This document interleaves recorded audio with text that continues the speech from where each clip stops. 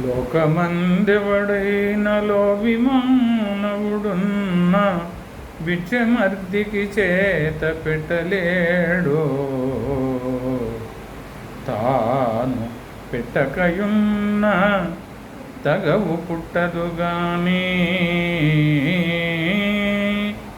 ఎరులు పెట్టగా చూసి ఓర్వలేడు. దాత దగ్గర చేరి తన ముల్లె చెడినట్లు జిమ్మతో చాడీలు చెప్పుచుండు. ఫలము విఘ్నంబైన బహుసంతసమునందో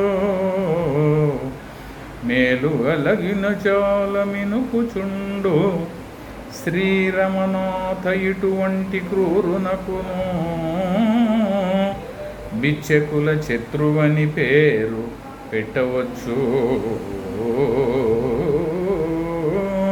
భూషణ వికాస శ్రీధర్మపుర నివాస దృష్ట సంహార నరసింహ దురిత దూరా.